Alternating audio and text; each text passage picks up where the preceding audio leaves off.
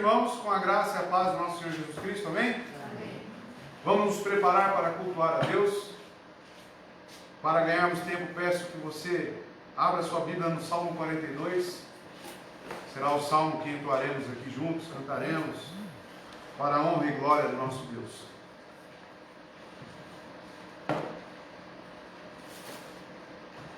Salmo 42. Deixa aberta aí sua Bíblia e vamos orar ao Senhor. Amém? Busca o Senhor nesse momento, irmãos, em oração, para que você seja totalmente capacitado por Deus para oferecer a Ele um culto fiel, um culto sincero, um culto bíblico. Você busque isso no Senhor. Oremos. Pai eterno, Deus de amor, seu povo e sua igreja se reúnem neste lugar, ó Deus, para lhe buscar, para lhe adorar, juntos aqui em um só Espírito. Conforme a tua palavra, Deus nos ordena e tua palavra nos direciona. Eu te agradeço por isso, pelo privilégio deste dia consagrado ao Senhor, podermos estar juntos aqui em comunhão, te adorando, meditando nas Escrituras e sendo gratos a ti. Que o Senhor possa extrair de nós, através do Espírito, a sinceridade que é necessária, o temor, a reverência, todos esses preceitos, Deus, que são necessários a um culto ao Deus eterno e imortal. Que o Senhor nos ajude, que o teu Espírito nos direcione mais uma vez e que este culto lhe seja agradável. Receba, ó Senhor, o nosso louvor e a nossa dedicação aqui. Obrigado, Pai. Assim oramos em nome de Jesus. Amém. Salmo 42 diz assim: como o cervo suspira pelos ribeiros das águas, assim minha alma suspira por ti, ó Deus. Minha alma tem sede de Deus, do Deus vivo. Quando virei e aparecerei diante de Deus? Minhas lágrimas têm sido o meu alimento dia e noite, enquanto eles continuamente dizem para mim: onde está o teu Deus? Quando eu me lembro destas coisas, derramo minha alma em mim, pois eu havia ido com a multidão. Eu fui com eles à casa de Deus, com a voz de alegria e louvor, com a multidão que guardava o dia santo. Por que estás tu abatida, ó minha alma? E por que estás tu inquieta dentro de mim? Espera em Deus, pois ainda o louvarei pelo socorro do seu semblante. Ó meu Deus, minha alma está abatida dentro de mim. Portanto eu lembrarei de ti desde a terra do Jordão e dos Hermonitas desde o monte Mizar. Verso 7. Um abismo chama outro abismo, ao barulho de tuas quedas d'água. Todas as tuas ondas e tuas vagas estão sobre mim. Contudo, o Senhor comandará sua benignidade durante o dia, e à noite sua canção será comigo, e minha oração ao Deus da minha vida. Eu direi a Deus, minha rocha: por que te esqueceste de mim? Porque sigo pranteando por causa de opressão do meu inimigo? Como uma espada em meus ossos, meus inimigos me repreendem, enquanto me dizem diariamente: onde está o teu Deus? Por que estás abatida tu, ó minha alma? E por que estás tu inquieta dentro de mim? Espera em Deus, pois ainda o louvarei, e que é a saúde do meu semblante e meu Deus. Amados, o Salmo de Davi, em primeiro lugar, ele mostra que quando forçado a fugir da virtude e crueldade de Saul, ele foi exposto a uma condição de exilado. E isso é nítido nas palavras dele. As pessoas estavam dizendo: onde está o teu Deus? Você agora que está exilado. Isso é o que está acontecendo no contexto aqui deste salmo. Em segundo lugar, ele mostra que ao ser tentado com desespero, ele tinha ainda a este respeito uma controvérsia muito difícil de sustentar. A fim de fortalecer sua esperança, ele também introduz a oração e a meditação sobre a graça de Deus. Por enfim, ele novamente faz menção do conflito íntimo que mantinha ante o sofrimento experimentado. Você lê este salmo e fica nítido, meu irmão, o conflito íntimo que ele tinha. Ele perguntava a si mesmo, perguntas retóricas a si mesmo: por que está abatido, Abraão? Como se ele dissesse: você não crê no seu Deus? Você não confia no seu Senhor? Por que você está incomodado? Esta pergunta eu faço a todos aqui hoje. Por que ficamos aflitos? Com medo. Aonde está o nosso Salvador? Pregado numa cruz? Não. Está vivo, à destra do Pai. Este venceu a morte. Que você cante isso. Porque os dias maus certamente virão. Que possamos pensar, que possamos louvar ao Senhor juntos. Por que está abatido, meu? E cantaremos a nossa confiança ao nosso Salvador Jesus Cristo. Amém? Fique de pé. Vamos juntos aqui adorar ao Senhor. E inicialmente salmodiar com base no Salmo 42.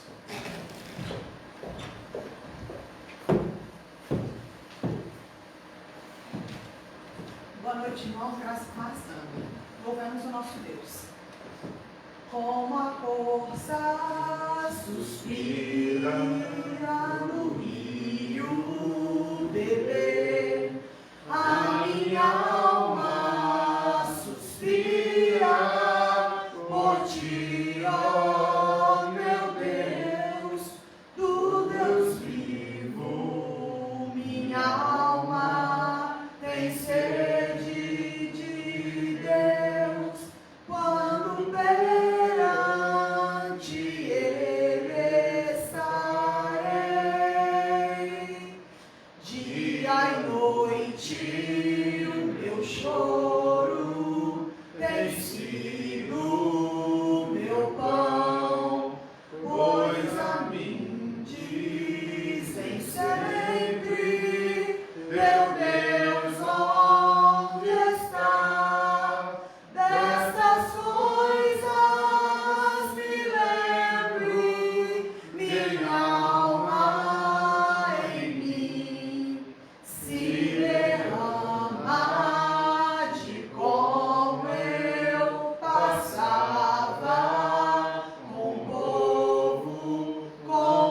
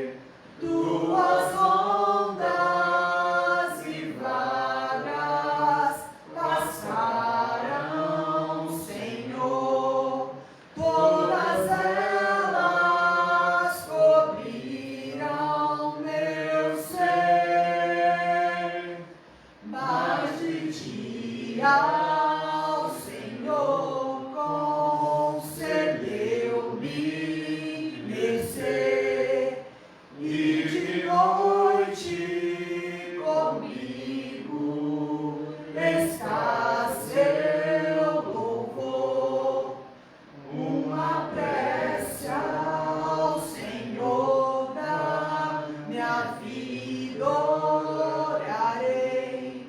Digo a Deus, minha rocha, porque te olvidaste e me tens esquecido, Senhor. Porque hei de andar em lamento e opressão, sob a mão de inimigos e ossos ao pó. Adversários me insultam, repetem sem fim, dizem: Deus, o teu Deus, onde estás? Porque estás a minha alma batida em Deus, perturbada, porque dentro em meu coração ainda hei de louvores a Deus dirigir, esperança em Deus, ó minha alma mantém, pois meu auxílio e meu Deus é o Senhor. Amém, louvado seja Deus. Cantamos Castelo Forte. Castelo forte é o nosso Deus, espada e bom escudo, com seu poder defende os seus em todo transe agudo, com força e com furor, nos prova o tentador, com artimanhas tais e astúcias tão cruéis, que iguais não há na terra. A nossa força nada faz, estamos impedidos,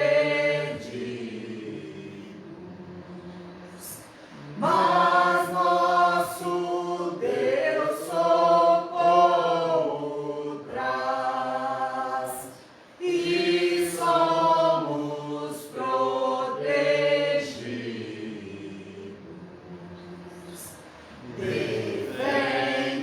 Defende-nos, Jesus, o que venceu na cruz, Senhor dos altos céus, e sendo o próprio Deus, triunfa na batalha. Se nos quisessem devorar, demônios não contados, não nos podiam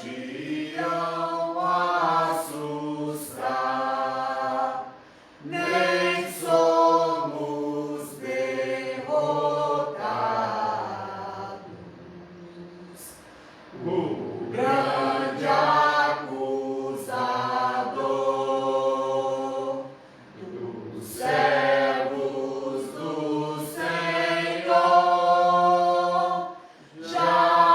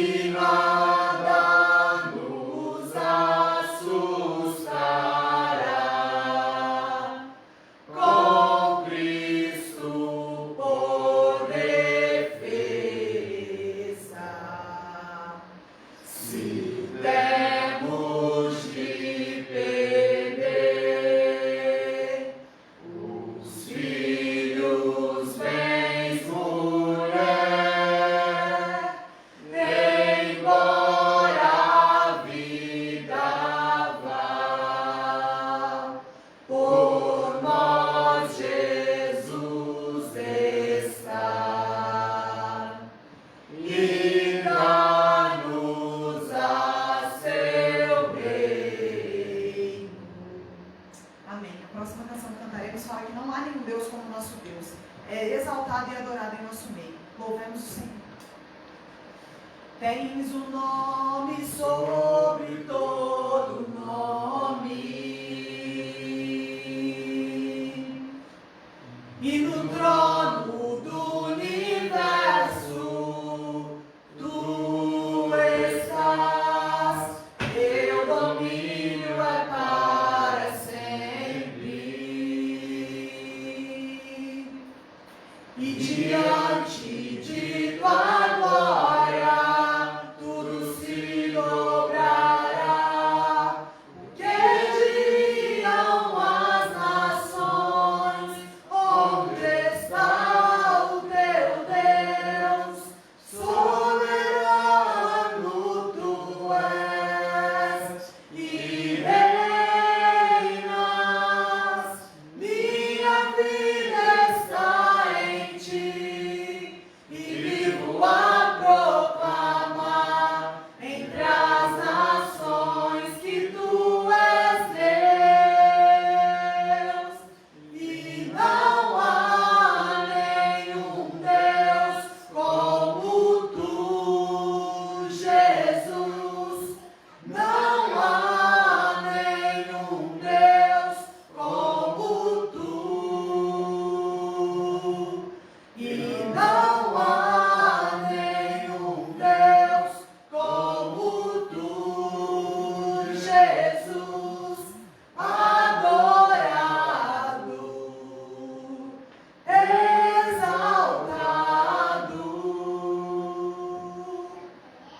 Tens um nome sobre todo nome, e no trono do universo tu estás, teu domínio é para sempre, e diante de tua glória tudo se dobrará. O que diriam as nações? Onde está o teu Deus? Soberano tu és e reinas. Minha vida está em ti e vivo a proclamar entre as nações que tu és Deus, e não há nenhum Deus como tu, Jesus. Não há nenhum Deus como tu, e não há nenhum Deus como tu, Jesus, adorado, exaltado, és adorado, exaltado. Amém. Louvado seja o nosso Deus. Glórias ao nosso Senhor. Estou orando, meus irmãos, para que Deus levante no nosso meio alguém que toque um violão, né? Alguém que se incomode com isso, tá? E possa acrescentar aqui ao louvor a Deus, tá bom? E seja você mesmo, você que Deus está falando, tá bom? Ouça a voz do Senhor. Vamos ao momento de gratidão. Vamos buscar ao Senhor aqui, nesse momento, ofertando com aquilo que Ele tem nos dado. Gostaria de ler um texto de 2 Coríntios, capítulo 8, verso 7 e verso 8.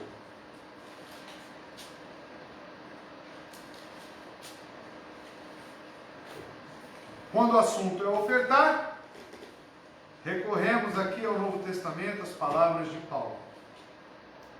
2 Coríntios, capítulo 8, verso 7 e verso 8. Reflita nessas palavras, meu irmão.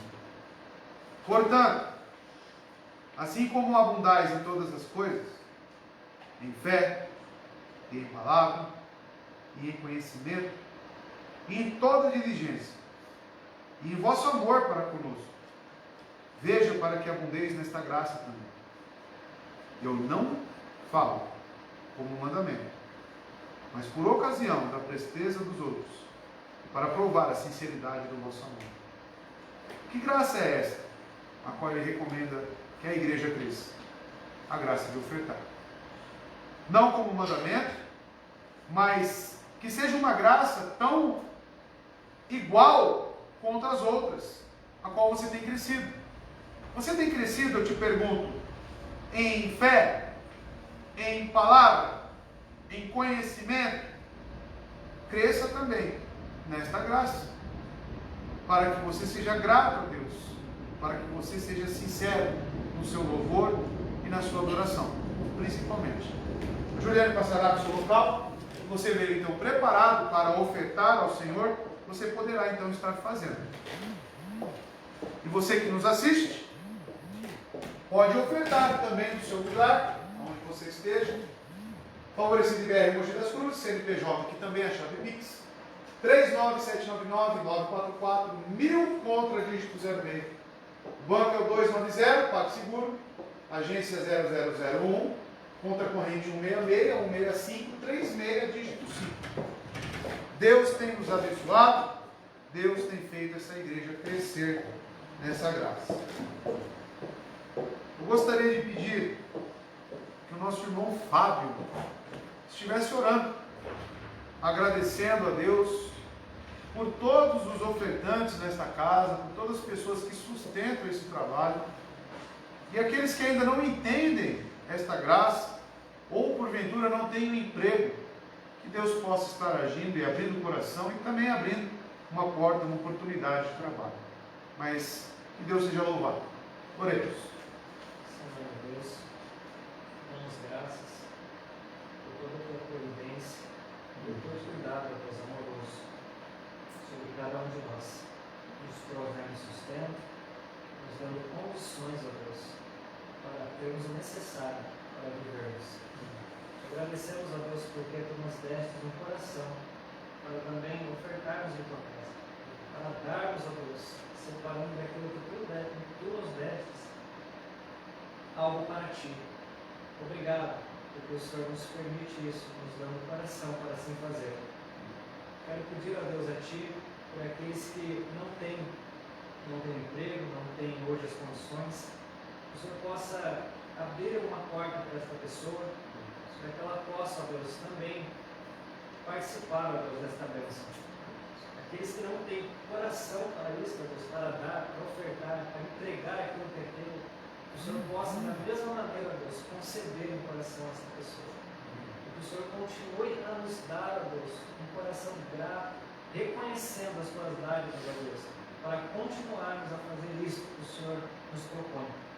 Abençoe a tua igreja, abençoe a tua obra, e abençoe os teus filhos, ó Deus, que dão a ti espontaneamente. Em nome de Jesus. Amém. Graças a Deus. Vamos ao texto? Hoje saímos do capítulo 1 de João, irmãos. Que jornada, hein? Nunca durou tanto um capítulo na sua vida, né, irmão? E agora encerraremos ele. Capítulo 1, verso 43 ao 51. Vou fazer a leitura aqui na minha versão King James. Você acompanha aí na sua Bíblia. Evangelho de João, capítulo 1, verso 43 ao 51. Diz o seguinte: no dia seguinte, Jesus queria partir para a Galiléia e encontra Filipe. E lhe disse: segue-me. Ora, Filipe era de Betsaida, cidade de André e Pedro. Filipe encontra a Natanael e lhe diz: nós encontramos aquele de quem escreveram Moisés na lei e os profetas, Jesus de Nazaré. José. Verso 46. E Natanael lhe disse: pode haver coisa boa vinda de Nazaré? Filipe respondeu: vem e vê. 47. Jesus, vendo Natanael aproximar-se dele, disse a seu respeito: eis um verdadeiro israelita, em quem não há engano. Verso 48. Natanael lhe disse: de onde tu me conheces? Jesus respondeu, dizendo: antes que Filipe te chamasse, quando tu estavas debaixo da figueira, eu te vi. Verso 49. Natanael respondeu dizendo: Rabi, tu és o Filho de Deus, tu és o Rei de Israel.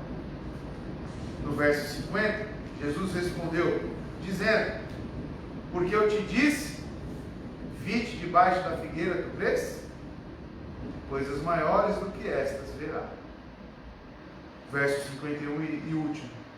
E ele lhe disse: na verdade eu vos digo, de agora em diante vereis o céu aberto e os anjos de Deus subindo e descendo em direção ao Filho do Homem. Até aqui. Vamos orar? Busque no Senhor agora o auxílio, a ajuda, a misericórdia, a graça, para que você entenda tudo o que será dito aqui conforme as Escrituras. Amém? Vamos orar. Senhor, nosso Deus, eterno Pai, te agradeço por este momento, diante das Escrituras, a qual já foi lida, exposta para o teu povo.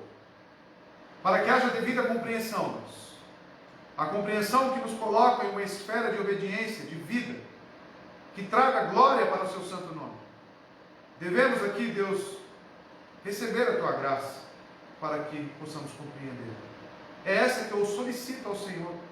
Que o Espírito Santo nos conduza, nos repreenda, nos corrija, nos ensine, conforme a tua palavra. Queremos ser trabalhados pelo Senhor e sermos conformados cada vez mais, assim como Cristo. Que o Senhor nos ajude. Que este que fala aqui fale da parte do Espírito fiel à tua palavra, e isso somente é possível segundo o Espírito Santo da verdade. Me ajude e ajude aos ouvintes a aprender e a crescer conforme as Escrituras. Cresça, Deus, construa, edifique a tua igreja no temor da tua palavra. É isso que eu te peço, em nome de Jesus Cristo. Amém. Amados, o título que eu dei para essa mensagem se chama O Testemunho do Discípulo Honesto. Poucos foram tão elogiados quanto Natanael no seu primeiro encontro. Amados, quando eu olho para esse testemunho, quando eu olho aqui para essa narrativa, esse diálogo entre Cristo e esses discípulos, eu vejo claramente a natureza do cristianismo verdadeiro. Seguir a Jesus, dedicar-nos a Ele e seguir as suas pegadas, tudo isso eu vejo nessa sessão, nesse texto. Olhem para a objeção que fez Natanael. Pode vir coisa boa na Galileia. Todos os que desejam aproveitar a palavra de Deus, olhem só, irmãos, devem cuidar-se dos prejuízos quanto a lugares ou denominações dos homens. A melhor maneira de eliminar as falsas noções da religião, sabe qual é? Julgando-as. Como? Através da palavra. Jesus disse que não havia engano em Natanael. Lemos isso aqui agora. Sua profissão de fé não era hipócrita. Não era um simulador nem desonesto. Ele tinha um caráter sadio. Um homem realmente reto, piedoso. Cristo sabe, sem dúvida, os que são homens honestos e que desejam conhecê-lo verdadeiramente. Procuremos e oremos para sermos um verdadeiro israelita, no qual não há engano, cristãos verdadeiros, aprovados pelo próprio Cristo.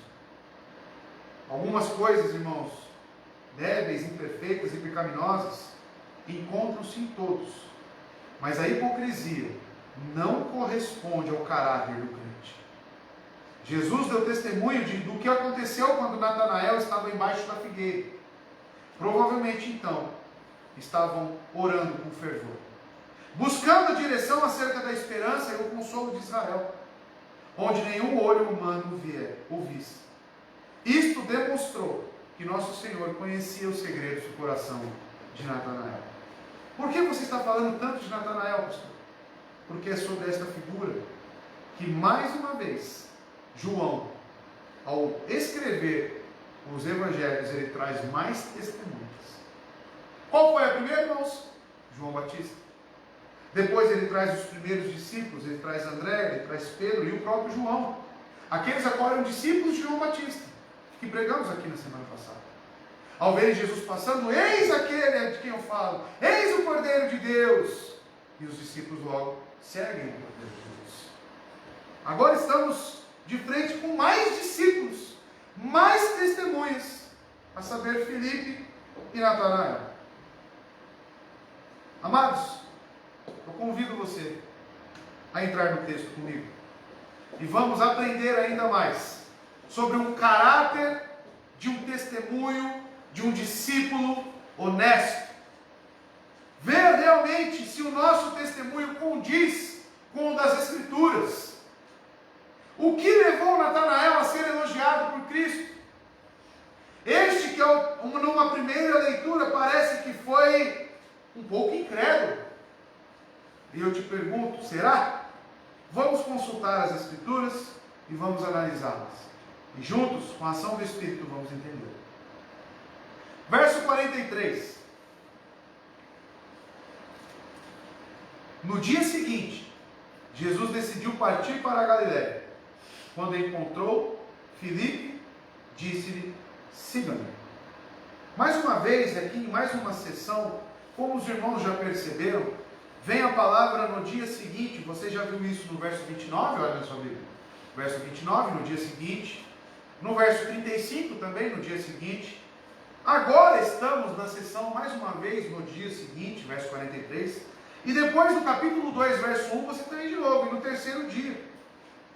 Essa frase indica o dia depois que André anunciou Jesus a quem? A Pedro, o seu irmão, discípulo, e levá-lo ao seu encontro com Cristo.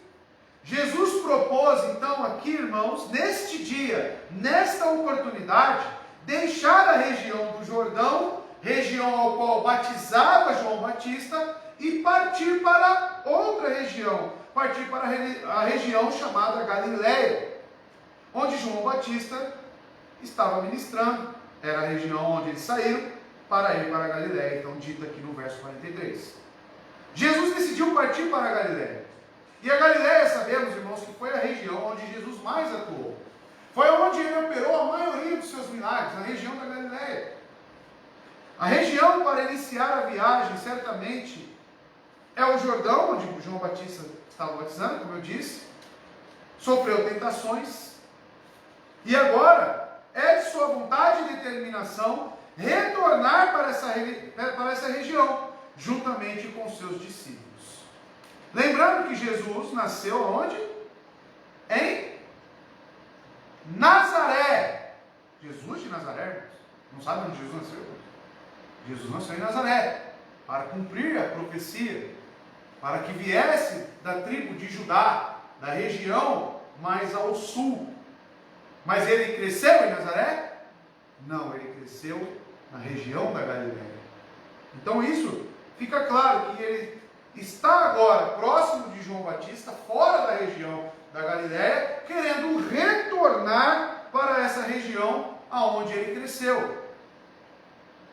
E quando ele encontrou Felipe, diz o texto, ao contrário dos primeiros discípulos André, João e Pedro, e possivelmente Tiago, que foram encaminhados até Jesus por outra pessoa, a dizer quem? João Batista. Jesus tomou a iniciativa de chamar Filipe. Em todo caso, quem inicia sempre o contato com aqueles que vêm a Cristo foi porque Deus os procurou primeiro. Vemos isso claramente na pessoa de Filipe. Um contraste, é estabelecido um contraste do chamamento aqui de André, Pedro, apesar de Mateus depois registrar eles pescando junto com seus pais, e eles chegando até esses discípulos dizendo, sigam, e eles abandonam as redes, abandonam todos os seus afazeres e seguem Jesus Cristo. Agora vemos ele dizendo parecidamente com o relato de Mateus, que foi num momento posterior ao registrado na semana passada, qual vimos. Ele diz a mesma coisa quando encontra Filipe. Ele diz, segue-me. Isso, irmãos, me remete às palavras de Cristo em João 6:44, ressaltando mais uma vez para nós as nossas doutrinas da graça. O primeiro contato sempre é de Deus. Olha só, ninguém pode vir a mim se o Pai que me enviou não o atrair, e eu ressuscitarei no último dia. O primeiro contato sempre é de Cristo. Filipe, quem é esta pessoa? Você já deve fazer essa pergunta, né, os seminaristas. Quem é Filipe? Quem é essa figura que aparece aqui no texto? Amados, há uma confusão muito grande quanto a este Filipe, porque tem um outro. Existe o Filipe apóstolo e existe o Filipe evangelista. Estou lendo o livro de Atos agora e me deparei com esses nomes lá em Atos. E a confusão ocorre justamente no livro de Atos. Na verdade, muitos cristãos não sabem que existe diferença entre o Filipe apóstolo e o Filipe evangelista. E acabam confundindo os dois. Pergunta aos irmãos para testar, cada um de vocês. Quem é que evangelizou o Etíope? O apóstolo ou o evangelista? O apóstolo? Será? Viu um grande silêncio, hein? Vamos ver isso? Atos 8, verso 1. Olha a confusão. Lembrando que a perseguição aos cristãos em Jerusalém já havia começado. E muitos discípulos, muitas pessoas se dispersaram. Olha só, Atos capítulo 8, verso 1. E Saulo estava ali. Aonde? No apedrejamento de Estevão. O apedrejamento de Estevão foi o marco onde começou a perseguição contra os cristãos. Tá? E quem estava lá? Saulo. Consentindo na morte de Estevão. Naquela ocasião, desencadeou-se grande perseguição contra a igreja em Jerusalém. Todos exceto os apóstolos. Não perca isso de mente. Começou a perseguição e todos exceto os apóstolos foram dispersos pelas regiões da Judéia e da Samaria. Pergunta aos irmãos, os apóstolos foram dispersos? Não. Onde que eles ficaram? Em Jerusalém. Tá? Fique com isso em mente. Agora leia comigo no mesmo capítulo, no verso 5. Indo Filipe para uma cidade de Samaria, ali lhes anunciavam o Cristo. Quem é esse Filipe aqui? O apóstolo ou o evangelista? O evangelista. É esse que evangeliza os cristãos de Samaria, os gentios, e é este que vai atrás do etíope. É esse que é transladado, né? Ele sai de uma região e vai para outra pelo Espírito Santo. É este. Então não confunda. Agora pergunta aos irmãos, voltando para o texto, quem que é o Filipe que está aqui? É o apóstolo ou é o evangelista? O apóstolo. O comissionado por Cristo. Chamado pelo nosso Senhor. Então não confundam, existem dois Filipe, tá? Existem dois, o evangelista e o apóstolo, tá bom? O que ele disse aqui, segundo o texto, a Filipe e Jesus? Segue.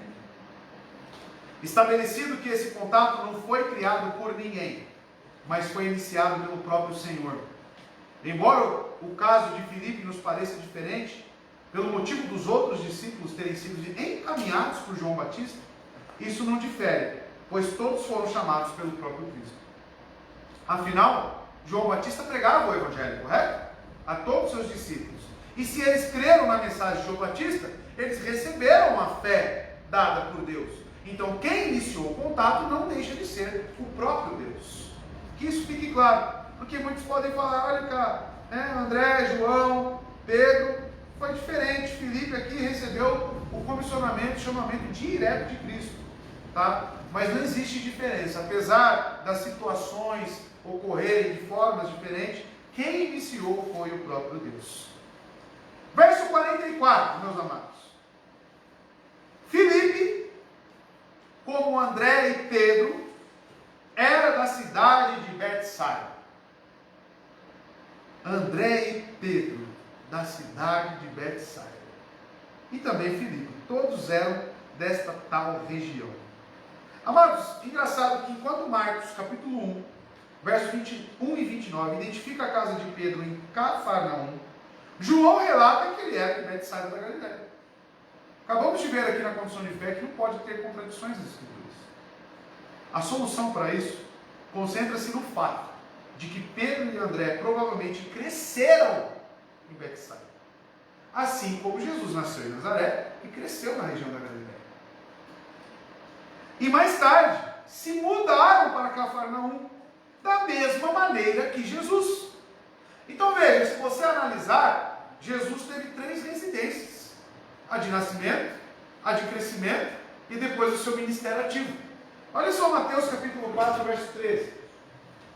Saindo de Nazaré, foi viver em Cafarnaum, que ficava junto ao mar, na região de Zebulon e Naftali. Esta região é a mesma região onde Pedro e André moraram. Então não existe contradição. Existe mudanças de locais. E um evangelista, por exemplo, Marcos, ele já identifica Pedro e André, seu irmão, morando em Cafarnaum, que é a região onde eles trabalhavam, uma região costeira, perto do mar da Galileia, pois eles eram pescadores. E tudo indica que a cidade de Betsaida foi a cidade onde eles nasceram. Pedro e André, que eram irmãos. E também Filipe. Filipe, como André, Pedro e João, eles eram galileus. Ele era de Betsaida, uma vila de pescadores. Seu nome significa casa de pesca ou casa do pescador, localizada na costa nordeste do mar da Galileia, não muito longe de Cafarnaum. Betsaida foi também a cidade natal de André e Pedro, que embora mais tarde há de mudar para Cafarnaum, mas são próximos, irmãos. São regiões litorâneas, próximas uma da outra. E manteve-se identificado como a aldeia onde eles cresceram, tá? Cafarnaum. Então, Betsaida significa casa de pesca ou casa do pescador. Porque o pai deles era o quê? Pescador. Né? Então, tudo indica, né? Tudo nos mostra, o texto nos induz a crer que a região onde eles cresceram é Betsaida. Nasceram em Betsaida, porém depois mudaram-se para Cafarnaum. 44. Vamos agora para o 45. Então, ao Jesus encontrar Filipe e comissioná-lo a ser um discípulo, dizer, siga-me, iniciar o primeiro contato com o seu discípulo, assim como todos os outros, agora, Filipe, por sua vez, no verso 45, encontra aquele a qual eu fiz a introdução desse sermão. Filipe encontrou Natanael e lhe disse, achamos aquele sobre quem Moisés escreveu na lei, a respeito de quem os profetas também escreveram, Jesus de Nazaré, filho de José.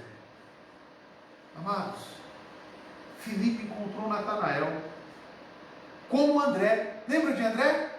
Teve um encontro com Jesus e foi logo correndo dizer a quem? A Pedro.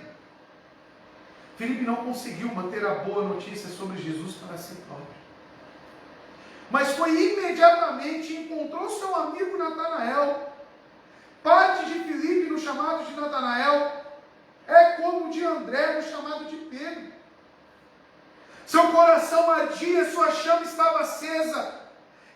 irmãos, nos ensina que sempre uma pessoa que ama a Cristo, que o deseja fortemente, esta chama acende a chama em outras pessoas.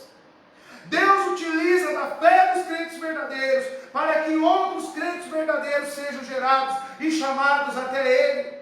Parte do chamamento de Cristo inicia pela sua fé, pelo seu sentimento, pela sua vida, irmão. O texto insere mais uma figura. João parece que foi muito rápido, né? Colocando um monte de nome, colocando um monte de gente aqui, um monte de testemunha, aí talvez você fique perdido. Nossa, mas eu estava em André, depois foi para Pedro, agora estou em Filipe, daqui a pouco eu já estou em Natanael. O que está acontecendo aqui, apóstolo João? Me ajuda. Natanael. O nome dele significa dado por Deus. Ele também é chamado. Qual é o segundo nome dele? Alguém sabe? Deste discípulo Natanael? Ele também é conhecido como Bartolomeu. Bartimeu é o cego. Bartolomeu é o discípulo. Tá?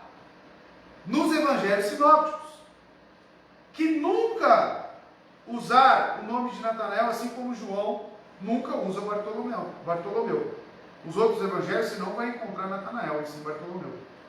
Evidentemente, Natanael era seu nome de batismo. E Bartolomeu, como Bartomai, filho de Tomai, era o seu sobrenome. Assim como no nome do cego Bartimeu, que não é o nome dele, significa Bar-Timeu, ou seja, filho de Timeu. Bar-Jonas, filho de Jonas. Então, sempre que você se deparar nas escrituras com Bar alguma coisa, não é o nome dele. Está se referenciando a de que linhagem, de que família ele veio. Bar-Jonas, Bartimeu, Bartolomeu ou Bartomai, né, dependendo da sua tradução. E olha só, Mateus 10, o Evangelho Sinóptico. Mateus capítulo 10, verso 2 ao 4. Estes são os nomes dos 12 apóstolos. Primeiro, Simão, chamado Pedro, André, seu irmão, Tiago, filho de Zebedeu, e João, seu irmão. Filipe, o evangelista ou apóstolo? Apóstolo. E, olha aqui, quem apareceu? Bartolomeu, Tomé e Mateus, o publicano, Tiago, filho de Alfeu, e Tadeu, Simão, o Zelote, e Judas Iscariotes, o filho do diabo, que o traiu. Está aí os 12.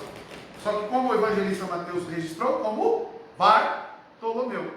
E João, Natanael, que é realmente o nome dele.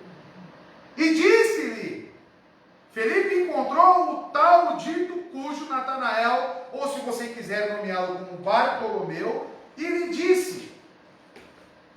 O que Felipe disse a Natanael, irmãos? Em seu grande entusiasmo, deve-se notar as ordens das palavras. Felipe começa a sentença com uma referência ao Messias. E que a última palavra que Natanael ouve é Nazaré. Esses dois conceitos, Messias e Nazaré, parecem completamente contraditórios. Perdão, irmãos. Jesus ele cresceu em Nazaré e nasceu em Belém de Judá. Olha eu errando aqui, feio. E vocês não me corrigem, você errando aí. Belém de Judá, irmãos. Tá? É muita informação aqui na cabeça do pastor. Tá? Me perdoe, mas está corrigido. Belém de Judá é o nascimento, tá? E ele cresceu em Nazaré. E o ministério foi onde? A maior parte do ministério? Que ele se mudou? Cafarnaum, tá? Então, fique corrigido aí diante dos irmãos e acertado aqui. Amados, Filipe apresenta para Natanael de que forma? Ele chega a Natanael e diz, existe um Messias, de que local? De Nazaré. E essas coisas, essas informações, aos ouvidos de Natanael, parecem completamente contraditórios. Ele diz: achamos aquele de quem Moisés escreveu na lei e os profetas. Aquele sobre quem Moisés escreveu na lei e a respeito de quem os profetas também escreveram. Essa frase resume o ponto de vista do evangelho inteiro de João. Jesus é o cumprimento das escrituras do Antigo Testamento, irmãos. Jesus é a chave hermenêutica, e é justamente isso que Felipe está fazendo aqui. Eu encontrei aquele a qual nós estudamos, eu encontrei aquele a qual estão na lei, está nos profetas também. Até este momento, Felipe está expressando uma grande verdade, pois Moisés e os profetas, isto é, todo o Antigo Testamento, nunca poderão ser entendidos, exceto se Cristo for visto neles. Enquanto não se percebe isso, o Antigo Testamento permanece um livro fechado. Irmão, se você não lê o Antigo Testamento enxergando Cristo, assim como os heróis da fé, assim como aqueles que enxergaram as sombras, feche sua Bíblia. A chave hermenêutica para toda a Escritura é Cristo. Eu citei um exemplo no próprio livro de João, no capítulo 3, quando ele fala que Moisés, assim como Moisés levantou uma serpente no deserto, irmãos, ali estava falando diretamente sobre Cristo. Aquilo era um tipo, aquilo era uma sombra da obra de Cristo. Lucas capítulo 24, verso 44, você certamente lembra dos discípulos a caminho de Emaús. Qual é a porção das Escrituras a qual Jesus utiliza para trazer e esclarecer o entendimento desses discípulos? O Antigo Testamento. Quer ver? Lucas 24, 44. E disse-lhes: foi isso que eu falei enquanto ainda estava com vocês. Era necessário que se cumprisse tudo o que a meu respeito. Quem que é a chave hermenêutica do Antigo Testamento? Jesus. Está escrito na onde? Na lei de Moisés, nos profetas e nos salmos. É isso que ele utilizou com os discípulos a caminho de Emaús. Como que eu leio então o Antigo Testamento? Mateus 17, verso 3, olha só. Moisés e Elias no Monte da Transfiguração. Naquele mesmo momento, apareceram diante deles Moisés e Elias, conversando com Jesus. Você já fez essa pergunta ao texto do Monte da Transfiguração? Por que teve que ser Moisés e Elias? Por quê? Moisés e Elias estavam junto com Cristo no Monte da Transfiguração. A lei e os profetas. A lei era um sinal de que estava se cumprindo em Cristo todo o Antigo Testamento. E os discípulos estavam vendo aquilo diante dos seus olhos.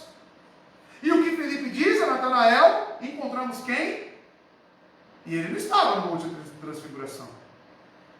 Ele não estava com os discípulos de Emaús. Mas Felipe, ao ser chamado e comissionado por Cristo, ele entende. Ele é esclarecido sobre quem é Jesus Cristo. Com base no quê? Nas Escrituras do Antigo Testamento. Amados, isso é maravilhoso.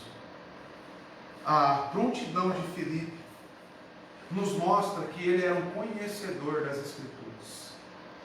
O fato dele vir anunciar e evangelizar Natanael com base na lei de Moisés e os profetas, significa claramente que eles a conheciam. Porém, o que soou estranho foi ele falar: Jesus de Nazaré, filho de José. Se ele parasse apenas no Messias, ou sobre aonde está escrito sobre aquele, e não ter dito Nazaré, nem filho de José, eu acho que não teria esse diálogo. Porém, ele disse, ele falou: achamos aquele sobre quem Moisés escreveu na lei, a respeito de quem os profetas também escreveram. Aí 2 pontos: Jesus de Nazaré, filho de José. O problema todo está nessa seção. Ele não estava declarando uma falsidade, irmãos. Pois legalmente Jesus era de fato filho de José. Além disso, ao adicionar que ele era de Nazaré, Filipe simplesmente indicou que Jesus havia passado quase todos os seus dias naquela cidade.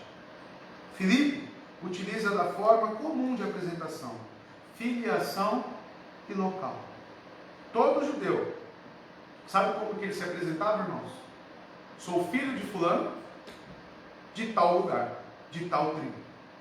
Era assim que era feita a apresentação entre os judeus. Então não existe erro na apresentação de Filipe. Porém, Natanael achou estranho. Olha só no verso 46. Perguntou Natanael: Nazaré, pode vir alguma coisa boa de lá? Disse Filipe: venha e veja. Nazaré, pode vir alguma coisa de lá? Imagina um balde de água fria que Filipe toma, né? Ele chega ali com entusiasmo, ele chega ali com o seu coração fervendo, ele encontrou o Messias, a qual ele tinha lido nas Escrituras, na lei, nos profetas. Natanael provavelmente era seu companheiro de estudo, porque ele vai direto e fala: aquele a qual lemos. Ou seja, eles iam juntos, eles conheciam, eles conversavam sobre isso, eles falavam: olha aqui na palavra de Deus, um dia virá esse, o prometido, um dia virá esse que nos resgatará. Filipe tem o seu encontro direto com Cristo, Cristo o chama, ele sai correndo, vai falar com Natanael, e Natanael diz: Nazaré, pode vir alguma coisa de lá, alguma coisa boa. Sua resposta dúbia a Filipe reflete sua incredulidade que o Messias poderia vir de uma cidade insignificante, de que Moisés e os profetas não disse nada. Realmente, Nazaré não é mencionada no Antigo Testamento. O Talmud, o Midrash, que são os manuais de conduta de um judeu, os quais, ou quaisquer escritos gentios contemporâneos, não citam nada de Nazaré. Por quê, irmãos? A Galileia, a região completa, como se fosse aqui a região do Alto Tietê, a região da Galileia, como ela era tida pelos judeus? Uma região onde os judeus que ali habitavam, eles se miscigenaram, ou seja, eles se misturaram com outros povos. Galileia era uma rota de comércio, onde muitos estrangeiros permaneciam naquela cidade. Então, por essa mistura, pelos judeus perderem as suas características, eles consideravam essa região como uma região pagã. Então, o que Natanael está expressando aqui nada mais é do que o costume de qualquer judeu em Jerusalém. Este desprezo por Nazaré pode ser advindo da rivalidade entre as cidades também. Uma possibilidade que não pode ser negada. Contudo, é mais provável que Natanael tenha querido dizer, abre aspas, é possível de fato que o Messias venha de Nazaré? Moisés e os profetas predisseram que alguma coisa boa na categoria messiânica adviria desta cidade? Amados, o que Natanael está fazendo aqui? Pergunta é incredulidade? O que ele está fazendo é confrontando a mensagem que Filipe está lhe entregando com o quê? Com as Escrituras. Ele não está sendo aquele marinheiro de primeira viagem que aceita qualquer coisa que lhe fornece. Eu lembro quando eu trabalhava que tinha um rapaz lá que era novo, né? Estagiário, meio que um estagiário, e o pessoal ficava fazendo graça para ele. Vai lá na despensa, lá no almoxerifado e pega graxa em pó. Aí ela, correndo atrás da graxa em pó. Não existe graxa em pó, né? O que Natanael está fazendo aqui é não ser enganado por qualquer informação. Por quê? Porque eram conhecedores das Escrituras. Isso deveria nos começar a ensinar. Isso é algo que eu tenho batido na tecla na igreja do Taboão, e hoje eu bato nessa tecla aqui com os irmãos. Os irmãos não podem acreditar em tudo o que eu digo. Afinal, eu já estava trocando o local de nascimento aqui de Jesus. E ninguém falou nada. Irmãos, vocês devem confrontar qualquer ensino, qualquer informação, qualquer doutrina, qualquer coisa, com aquilo que aprendemos aqui na EBD, com as Sagradas Escrituras. O problema do povo cristão hoje é que eles não são mais como Natanael. Eles acreditam em qualquer coisa que empurram goela abaixo. Acreditam. Estava falando com a minha cunhada hoje. Até 1986, os irmãos estudaram isso aqui. As igrejas batistas aqui neste país tinham confissões de fé calvinistas.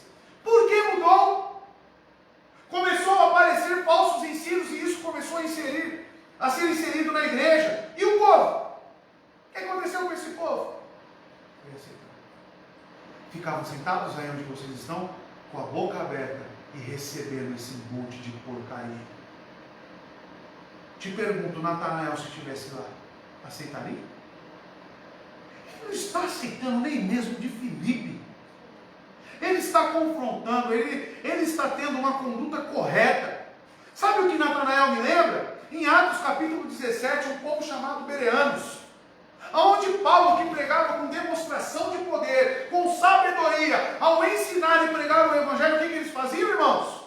O que eles faziam? Consultavam as Escrituras para ver se aquilo era verdade. E hoje?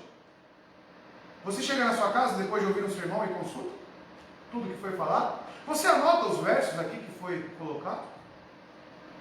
Tem caneta, irmão. Eu me surpreendo quando eu converso, eu gosto muito de conversar com as pessoas. Estava falando com o meu irmão Fábio, né, irmão? Era proibido, olha só isso. Era proibido levar caneta e ter caneta disponível para os irmãos na igreja dele. Correto, irmão? Eles não queriam que anotasse, eles não queriam que duvidasse, correto? Era o Gessé, né? Era o Gessé, né? Eu troquei só as figuras aqui, né? Irmãos, olha que absurdo. Sabe o que eu quero que os irmãos façam? Anotem tudo. Sabe o que eu quero que os irmãos façam? Cheguem em suas casas e consultem as Escrituras. A igreja só vai ser sadia e forte quando você realmente confrontar todo o ensino que você recebe. Os seminaristas também estão aqui aprendendo um monte de coisa com o pastor. Vai acreditar prontamente em tudo que você recebe? Ah, mas são os reformados. Os reformados são péssimos. Não existe isso. A palavra é o supremo juiz. E Natanael está fazendo justamente isso. E Filipe então diz: venha e veja. A resposta de Filipe, ecoando a resposta do Senhor para André e João. O que Jesus disse a eles, a André e João, no verso 39? Olha aí na sua Bíblia. Eles disse-lhes: vinde e vereis. Eles foram e viram onde morava e permaneceram com ele aquele dia, porque era cerca da hora 10. As mesmas palavras que Jesus utiliza com André e João, é as mesmas palavras utilizadas aqui por Filipe. Venha e veja. Foi simples e convincente.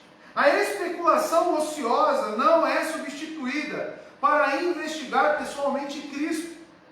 Filipe estava certo de que as questões de seu amigo seriam respondidas e suas dúvidas sanadas quando se encontrasse com Jesus. Apesar de suas noções preconcebidas sobre Nazaré, Natanael passou por cima do seu preconceito e o que ele fez?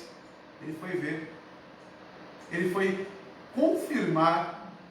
Eu imagino Natanael, se fosse hoje, onde que ele está?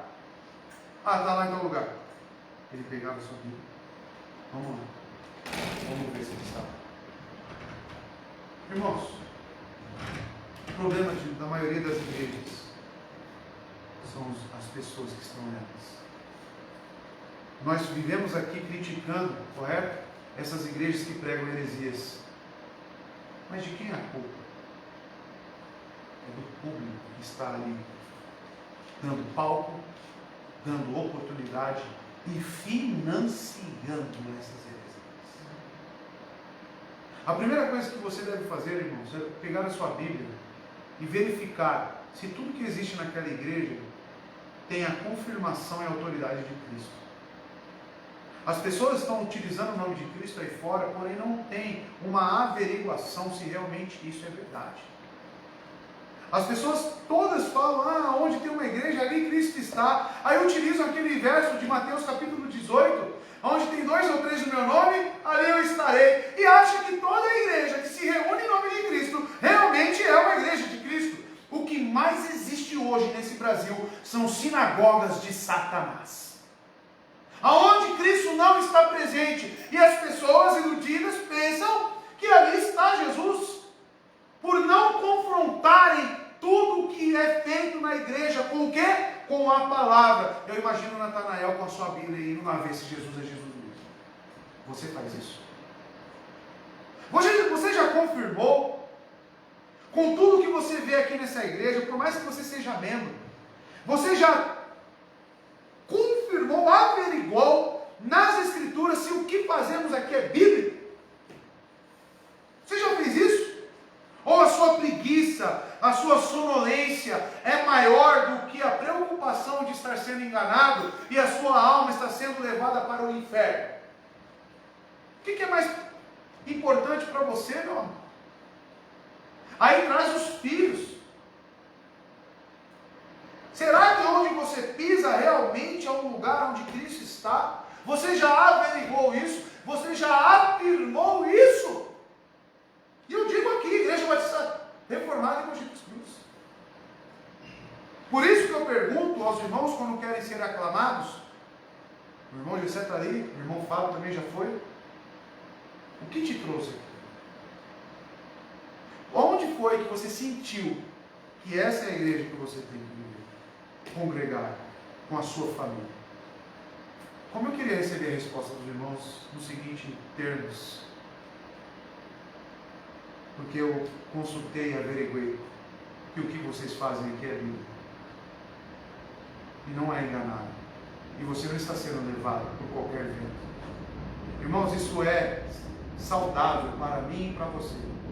Porque naquele dia, no fim dos tempos, eu acredito que já estamos vivendo tempos que já são pré-anunciados, já estamos próximos, que muitos dirão ser o Messias.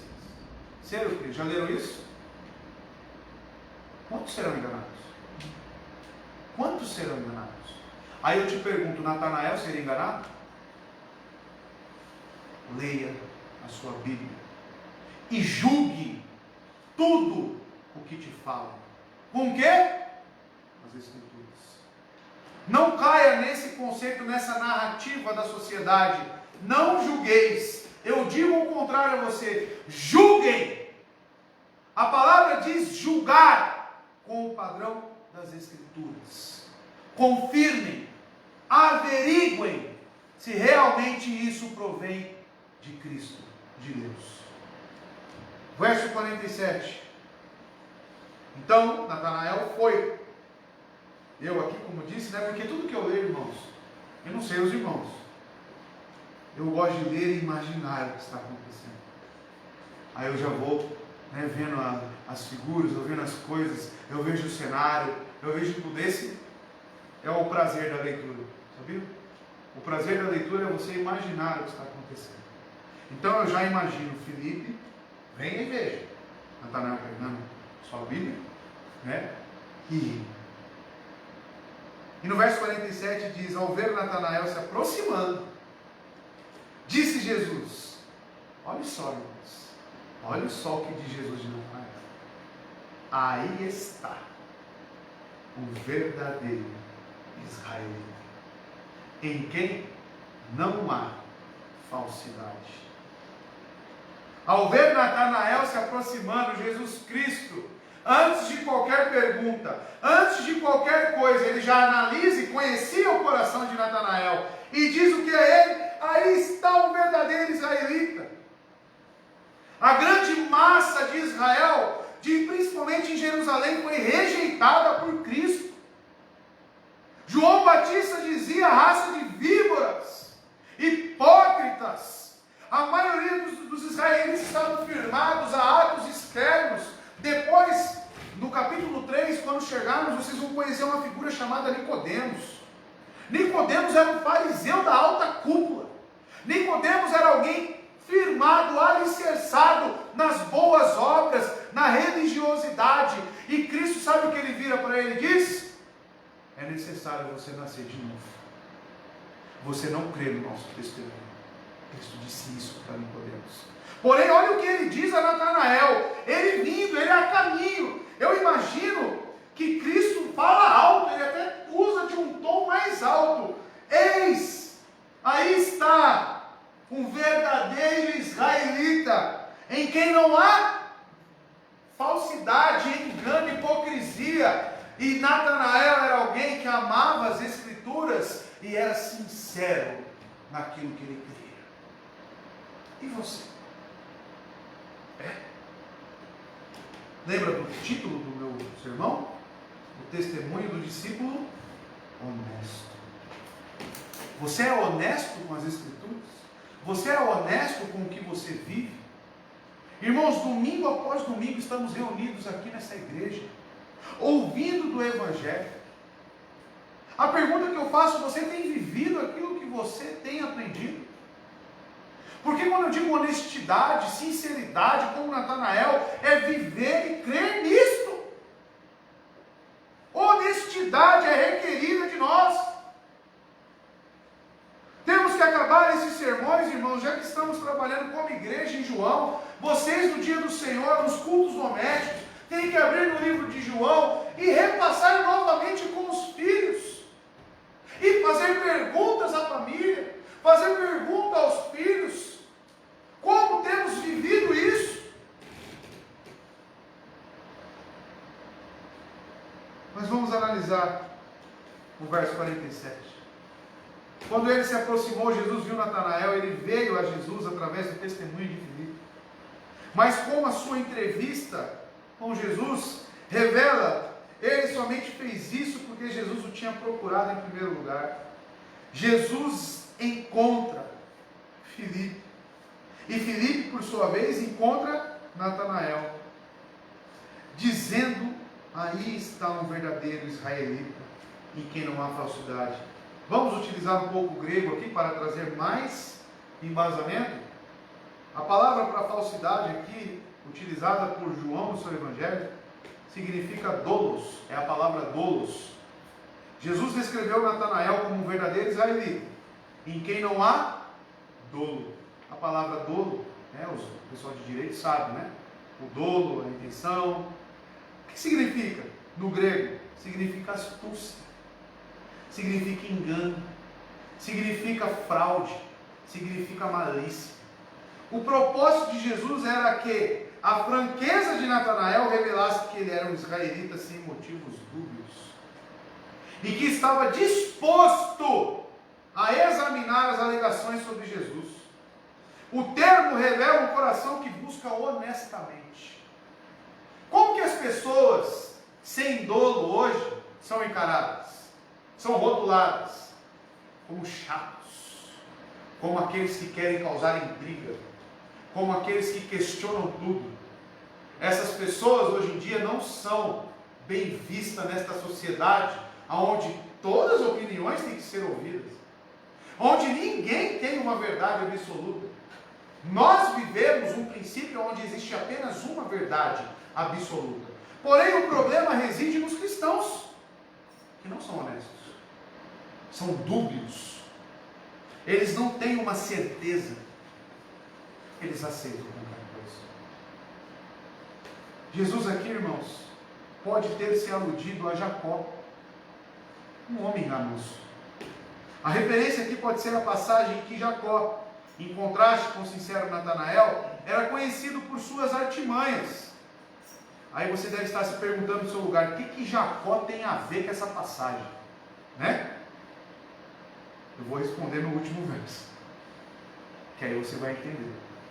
Mas ao contrário de muitos dos seus compatriotas judeus, que eram hipócritas, eu falei aqui dos fariseus, falei de Nicodemos, Natanael era um israelita sincero.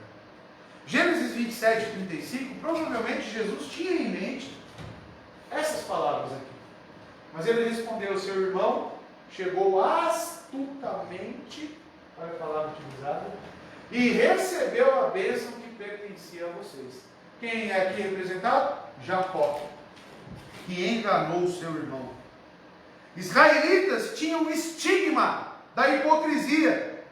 O emprego de engano para vantagem egoísta caracteriza não apenas o próprio Jacó, como também seus descendentes. Um israelita realmente honesto e sincero, um judeu sem duplicidade, tornaram-se uma exceção tão grande que Natanael, ao se aproximar, Jesus exclamou: vejam, um verdadeiro israelita. Você vai consultar os evangelhos e você vai verificar que os fariseus, a maioria dos israelitas, eles queriam o quê? Os primeiros assentos. Correto? Eles queriam passar publicamente e serem elogiados, serem reverenciados. Logo, a religião que eles tinham era dúbia, tinha interesses não sinceros, assim como Jacó. E quando ele vê, Jesus vê Natanael, certamente ele tinha essa astúcia de Jacó. Os irmãos vão entender a referência de Jacó. Verso 48, irmãos. Perguntou Natanael. Então veja, olhe só o caráter deste homem. Jesus vê ele vindo. Gente, estou falando do Cristo, estou falando de Deus, em forma de homem, falando diretamente com Natanael. Aí está um verdadeiro israelita, aqui não há falsidade. Um elogio. Um elogio. Olha o que Natanael responde. De onde me conhece? Você não conhece de onde? Jesus elogia. Natanael vira. De onde você me conhece?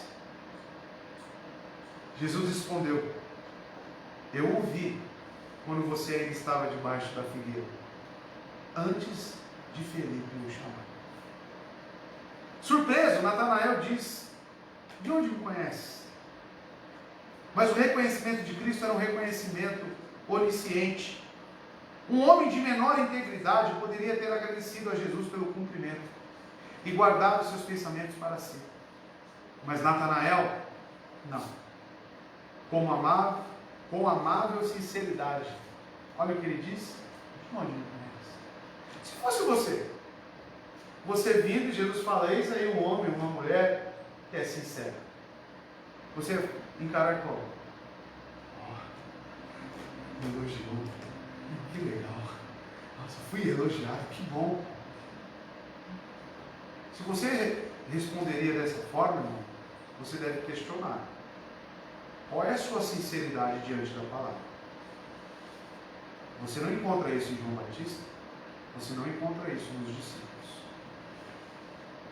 Receber elogios não é característico de uma pessoa que sabe que é uma pecadora. E Natanael, na sua sinceridade, amável sinceridade, louvável sinceridade, diz: de onde me conheces? Ele deseja se informar sobre a fonte do conhecimento de Cristo. Ou seja, amados, assim como ele está indo averiguar conforme aquilo que ele conhece nas Escrituras, ele agora questiona algo a mais. Você diz isso com base em quê? Você me conhece da onde? Para dizer que não tem engano em mim. Qual é a sua base para me elogiar? Natanael está sendo sincero. Tinha sido Felipe quem supriu informações para Jesus chegar ao seu parecer. O Senhor agora mostra que essa inferência possível estava incorreta. Apesar de estar ali para averiguar os fatos, Jesus expõe os verdadeiros motivos sobre a ocasião do encontro. Ao dizer: eu vi quando você ainda estava debaixo da figueira, antes de Felipe o chamar. Amados, todo mundo pode pensar que quem trouxe Natanael ou Bartolomeu a Cristo foi Felipe. Mas não. Lembra o que eu disse aqui de João 6? Quem inicia o primeiro contato? Cristo. Então, quando Natanael estava debaixo de uma figueira, sozinho, quem estava com ele lá? Cristo. Analisando. Aí eu pergunto ao irmão: o que você acha que Natanael estava fazendo debaixo de uma figueira? Olhando para o caráter dele, olhando para quem ele é, o que você acha? Por que Cristo usou essa referência? Embaixo de uma figueira. O que Cristo viu naquele momento que logo despertou a mente de Natanael a reconhecer: tu és o Cristo, você é mestre, você é o Filho de Deus. Vamos ver isso no próximo verso. Eu ouvi, a resposta de Jesus foi ainda mais chocante. Não só porque Jesus resumiu com precisão o caráter de Natanael, sem ao ter conhecido ou falado com ele. Ele também apresentou um conhecimento sobrenatural de informações que ele, somente ele conhece e que estavam no íntimo de Natanael. Eu quero te dizer algo, irmãos, e o texto nos permite dizer isso. Eu não sei quais são as suas intenções de ser cristão. Eu não sei quais são as suas intenções ao pegar essa palavra, ou deixar ela empoeirada na sua casa, ou realmente ler. Eu não sei. Eu não sei o que está no seu coração. Eu não sei dizer se você tem dubiedade na sua fé. Eu não sei. Mas algo que eu sei é que Cristo sabe. Ele sabe realmente se você o procura e com quais intenções você o procura. Isso deveria te fazer temer. Isso deveria te colocar para pensar. Porque pelo menos uma coisa podemos destacar. Dentre outras, Natanael era alguém que conhecia a palavra. Como os cristãos de hoje em dia são? Não conhecem as Escrituras. Passam anos e mais anos dentro de uma igreja e nunca leu a palavra inteira. Lemos conforme a nossa confissão de fé que Bíblia se interpreta com Bíblia. Logo, se eu não leio a Bíblia inteira, eu não tenho interpretação correta sobre aquilo. Que tipo de cristão você é? Você deve questionar isso. Se você não dá valor para as Escrituras, você certamente está sendo enganado, você certamente tem dubiedade na sua fé, você não tem sinceridade, você não é honesto consigo mesmo, nem mesmo com Cristo.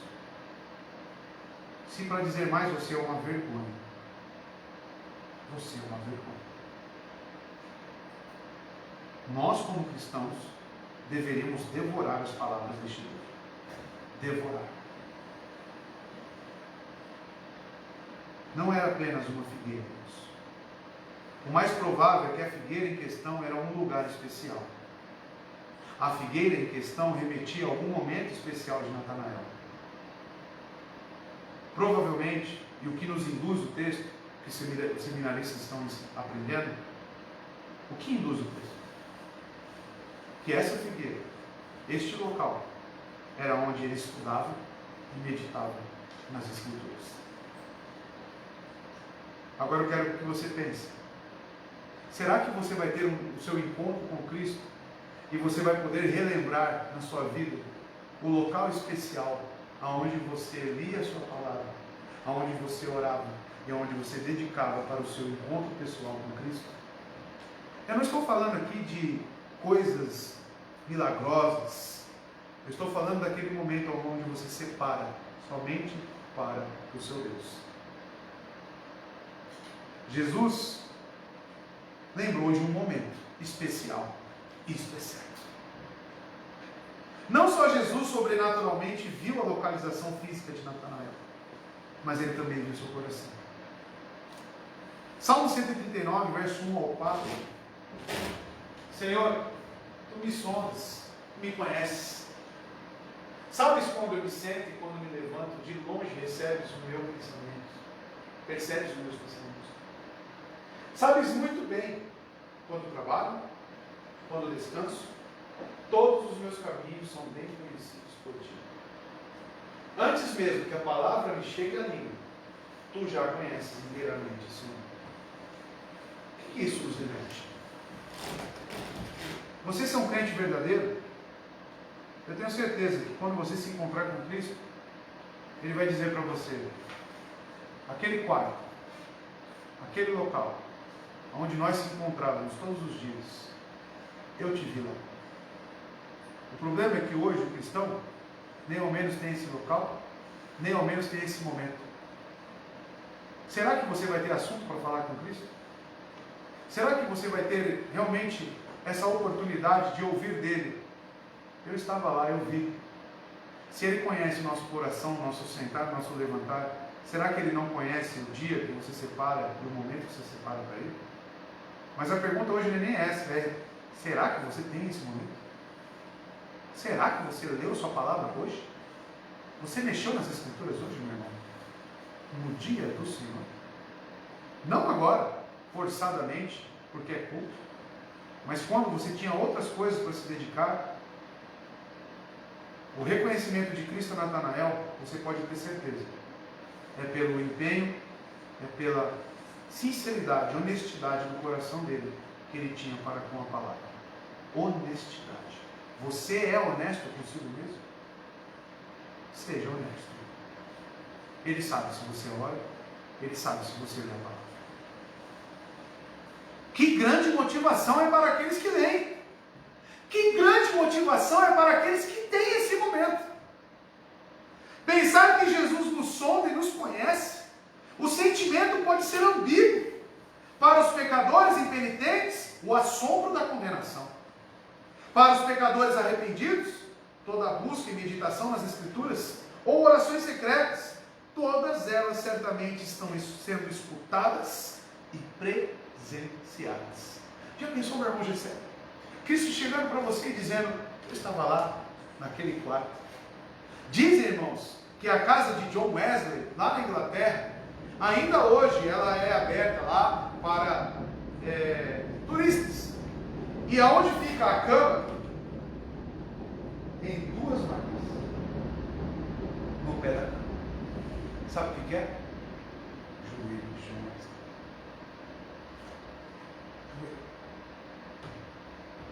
Eu me emociono, irmãos, porque é admirável isso. E me constrange. E deveria te constranger. Muitos questionam a salvação de John Wesley, mas eu não entro nesse ponto. Eu não entro. Eu creio que ele foi salvo. Com toda certeza. E eu tenho certeza, irmão, que Cristo vai falar para ele, eu estava lá. E hoje, aquelas marcas servem até mesmo de um bom testemunho. E você? Como diz Spurgeon, tem bíblias de crentes que dá para escrever condenação de tanto hipócritas junto em cima dela. Dá para escrever condenação. A situação da cristandade atual é deprimente. Nunca se viu uma geração de cristãos tão fraca, tão débil, tão chocolate, tão adocicada como a de hoje. Fraca. Eu penso se Elias, Paulo, João Batista vivesse hoje no meio desses crentes, eu acho que ele ia sacar um chicote e sair dando em todo mundo. Eu me pergunto, se você se encontrar, irmãos, eu não quero me alongar mais tanto, mas eu quero pensar, claro, a salvação é pela graça, dom de Deus, mas imagina você no céu, do lado desses homens. Eu ia procurar um local bem no cantinho da parede e ficar longe. Eu ia olhar Moisés, João Batista, John Wesley, Spurgeon. As pessoas que nós não conhecemos, mas que estão atualmente orando, se dedicando, trabalhando nas igrejas. E essas obras serão todas expostas, segundo as Escrituras, tudo ficará claras, para todos verem. Aí virá o galardão de cada um. Mas eu não me sentiria à vontade perto desses homens. Você sentiria? Muda isso, meu irmão. Seja sincero com a sua fé. O que falta hoje para o crente é honestidade. Os crentes hoje são presunçosos. Eles acham que são, mas não são. Eles acham que são bastante, mas não chegam nem nas poeiras das sandálias de Paulo, de Elias. Nem nas poeiras. Pense nisso. Qual é a sua relevância na fé que você exerce? Se nem a sua Bíblia e a oração você consegue fazer. Seja sincero consigo mesmo. Verso 49, olha a resposta. de Natanael. Então Natanael declarou: Mestre, tu és o Filho de Deus, tu és o Rei de Israel. A todas as perguntas, todas as averiguações de Natanael não são mais necessárias. O que mudou no pensamento deste homem? Por que apenas Cristo dizer: eu ouvi quando você estava debaixo da figueira, antes de Felipe o chamar? Será que é apenas por causa disso, irmão? Será que é por causa de algo milagroso e apenas pela onisciência de Cristo? Jesus expôs os pensamentos de Natanael, que havia tido no momento da figueira. Não se trata de uma demonstração despretensiosa de onisciência, irmãos. Não é simplesmente isso, descobrir, saber. Jesus revelou seu caráter, revelou o local, e dissipando quaisquer dúvidas, respondendo ao inquérito pretendido por Natanael, revelou seus pensamentos sobre Messias. Eu quero que você pense, qual era a intenção de Natanael ao sair com Felipe de um local e ir até onde Cristo estava? Qual que era a intenção dele? Felipe chamou ele para quê? Para quê? Ver e conferir. Então tá, se eu estou saindo de um local e indo averiguar, conferir se é verdade, o que eu vou fazer no meio do caminho? Como você iria? Você sabe que tem uma prova chegando, e você tem que se deslocar da sua casa até a prova. O que você vai ir pensando? O que você vai ir pensando? Acho que vai cair isso, acho que vai cair isso, acho que vai cair essa. Essa aqui, certeza que vai. Eu imagino Natanael no caminho pensando: quais são as perguntas que eu vou fazer para Jesus? Quem ele é? Esse texto vai ser bom, porque aí eu quero ver se ele é o Messias mesmo. Eu vou averiguar com isso, eu vou averiguar com aquilo. Amados, Jesus não apenas revelou o seu local, ele revelou tudo aquilo que ele já sabia e já pensava a respeito de Cristo. Ele já estava ali respondendo todas as inquirições e averiguações de Natanael, simplesmente por lembrar a ele o local, o momento dos estudos e daquilo que ele queimava em seu coração, daquilo que queimava. Eu vejo Natanael lendo os profetas, lendo a lei, falando: olha aqui o meu Messias, olha aqui o meu Jesus debaixo daquela figueira, e Jesus ali falando: eu te vi lá. Há um contraste muito grande, irmãos, na condição de Natanael. Ele está de um jeito e automaticamente ele está em outro. Ou seja, este momento foi muito especial para Natanael, que assolou, que derribou todas as muralhas da incredulidade e da dúvida. Não era mais necessário nenhuma pergunta. Ele disse: Mestre, tu és o Filho de Deus, tu és o Rei de Israel. Com todas as suas dúvidas dissipadas e esmagadas pela onisciência de Jesus, uma explosão de fé, confiança, esperança, certeza. Natanael reconheceu Jesus como o Messias esperado. Os dois títulos são usados também em Salmos, se referindo ao Messias. Repare, irmão, no texto: cadê Nazaré? Cadê a região de onde ele veio? Não precisava mais saber de onde que ele era. Todas as dúvidas foram dissipadas. O propósito de João a escrever seu evangelho, lembre-se, irmãos, é exaltar Cristo como divino, que compartilha a mesma natureza de Deus, como vimos no verso 1. Para o primeiro testemunho de João Batista, que Jesus é o Filho de Deus, verso 34, o apóstolo acrescentou o testemunho de Natanael. Ao tratar de Jesus como Rei de Israel, Natanael também reconheceu o seu rei pessoal. Por que João, o apóstolo, chamou Natanael para esse testemunho? Porque ele confirmou o testemunho de que Cristo era o Messias. Por isso que é importante a presença de Natanael aqui. Verso 50, Jesus disse: você crê porque eu disse que o vi debaixo da figueira? Você verá coisas maiores do que essa. Você crê porque eu disse que o vi debaixo da figueira? A resposta de Jesus provavelmente deve ser entendida não como uma pergunta, mas como uma declaração de fato. Irmãos, dependendo da Bíblia, não tem um ponto de exclamação, tá? Então o correto é não ter o ponto de exclamação no verso 50, tá? Então é uma declaração de um fato. Assim, Natanael é a primeira pessoa no Evangelho de João que relatou ter acreditado em Jesus, embora os discípulos chamados anteriormente tinham também. Mas o que declarou abertamente e relatou isso foi Natanael, dos discípulos.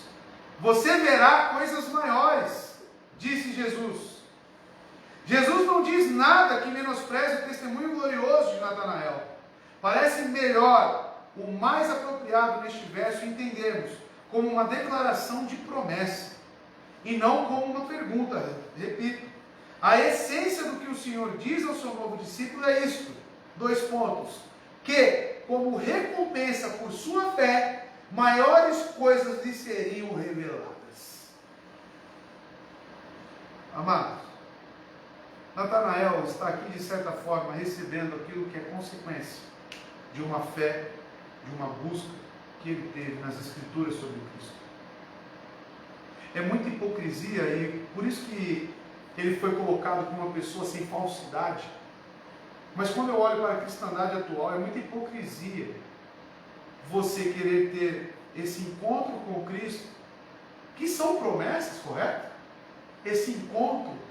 Porque a nossa diferença de Natanael para nós agora é que ele o aguardava na sua primeira vinda, nós o aguardamos na sua segunda vinda.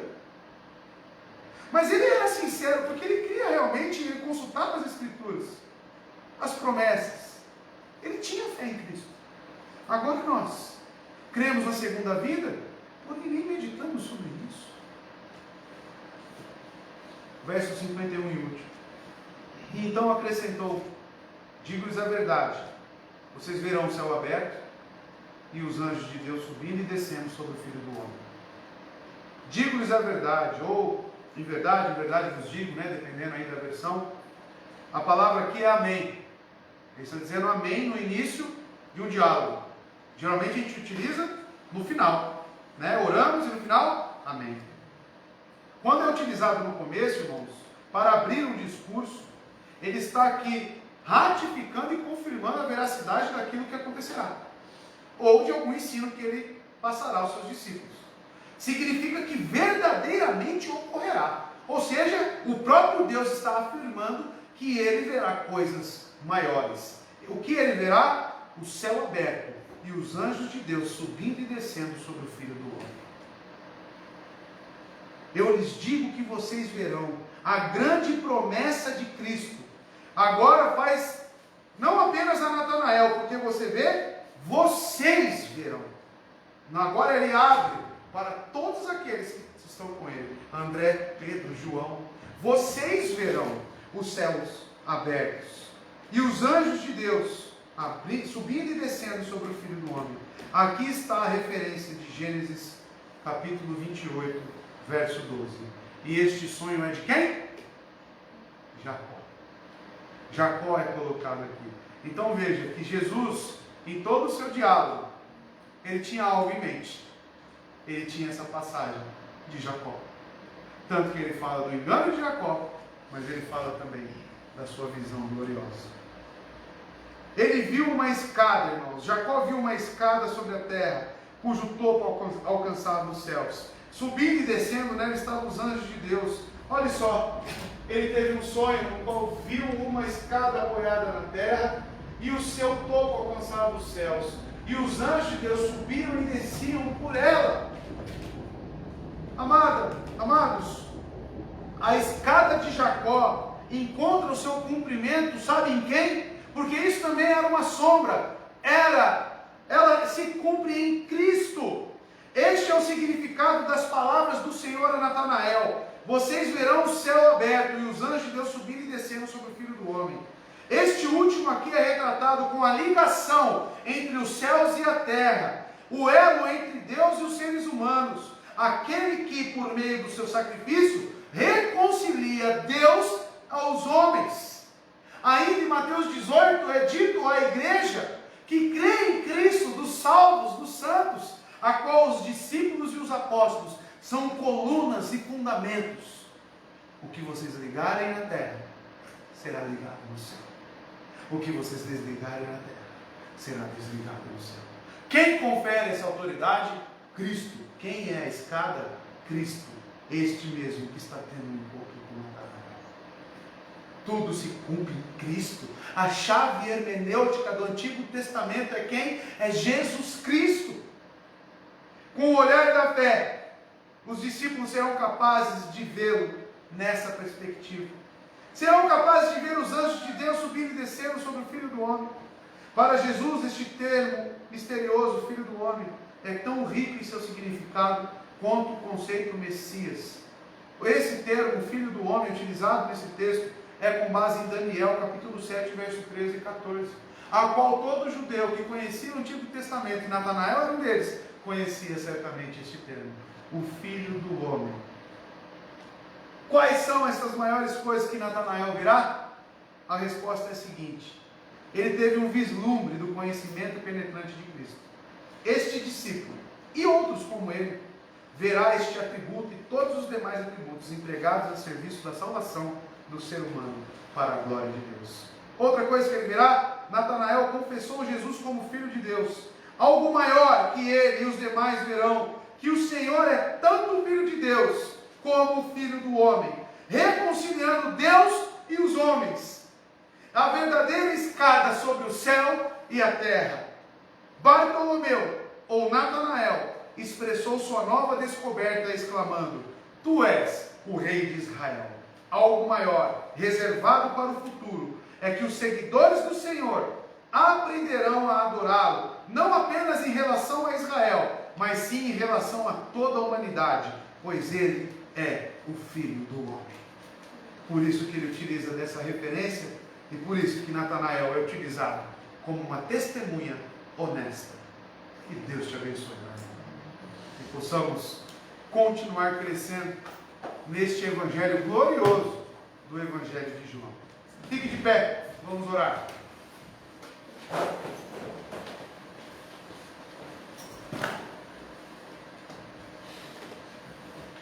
Senhor, nosso Deus, eterno Pai, eu te agradeço, ó Senhor, pela vida de cada pessoa aqui presente, pelo ensino aqui colocado diante dos irmãos.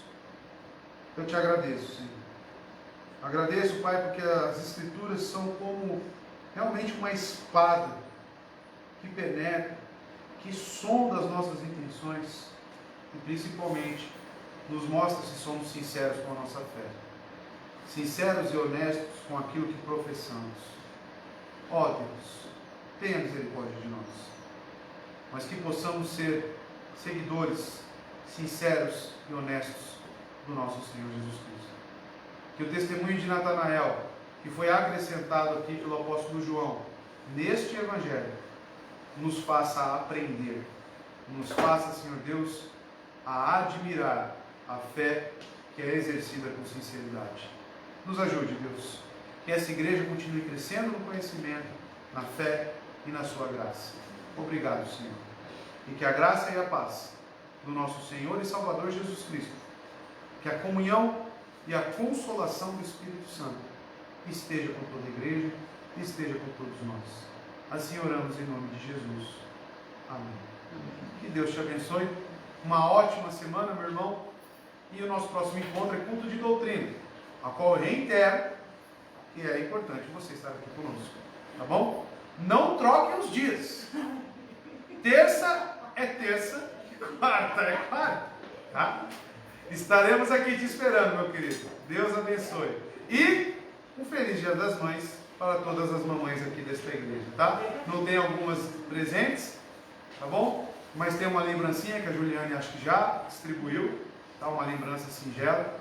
E tem cantina ali, agora no final. Deus abençoe. Ótima semana.